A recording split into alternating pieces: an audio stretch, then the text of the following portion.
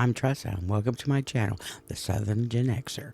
For a while now, I have been tuning in to conversations about politics, debate over trans women, LGBT politics in our children's schools, healthcare system, workplaces, self-identification, the loss of women-only spaces, transitioning kids, and more. I'm here to add a Gen X perspective through my lived experiences while staying grounded in common sense, honesty, and respect, and with some history mixed in. You may agree with me, you may not, and that's perfectly fine. However, let's keep this conversation mature and leave the playground antics behind. Now let's get into today's episode. Womanhood wouldn't exist without trans women? What? Let's talk about this. I came across this TikTok video from creator Messy Beck. She made the statement that womanhood does not exist without trans women. That is a bold statement that I find untrue. However, it's important to recognize that while trans women are a part of our evolving conversation on gender, womanhood isn't a new invention defined only by modern narratives. Think about it. For millennia, biological women have been the architects of womanhood, creating social, cultural, and personal identities that persist across time and place. Reducing womanhood to the influence of any single group just doesn't capture this diversity. Let's delve into why this perspective doesn't hold up against history. After we listen to Messy Beck's opinion, I have altered Messy Beck's voice, so I am following all policies. If you would like to listen to the TikTok video without the voice edit, the link is in the description. Womanhood does not exist without trans women. I'll say that again. Womanhood does not exist without trans women. Without trans women, womanhood is not a choice. Gender becomes a fucking prison. Okay, a cage constructed of oppressive binaries designed by white supremacy and built by the patriarchy and facilitated by cis white women. And trans women had previously busted down the doors to those fucking cages and released us to a world of autonomy and opportunity and choice. And there is no limit to the amount of rights and privileges that trans women have fought for and afforded us. Furthermore, nobody respects, values, understands, or embodies womanhood more than trans women. Because how else do you explain relinquishing that proximity to power, the perceived male privilege, in pursuit of womanhood? In pursuit of womanhood, knowing the subjugation and the victimization and the adversity you will face for that choice to be you.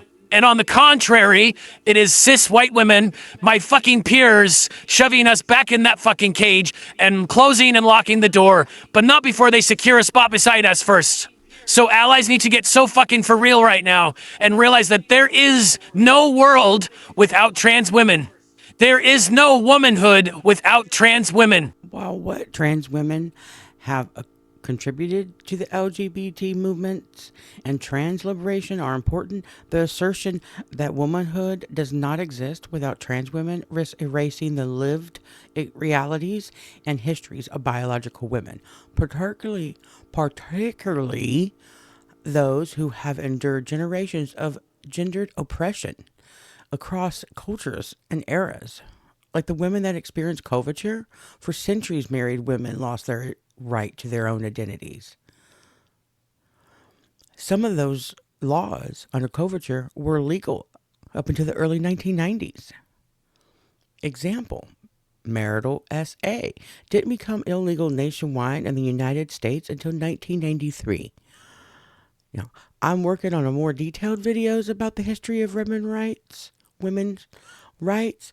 However, for right now, let's continue with my opinions on this video.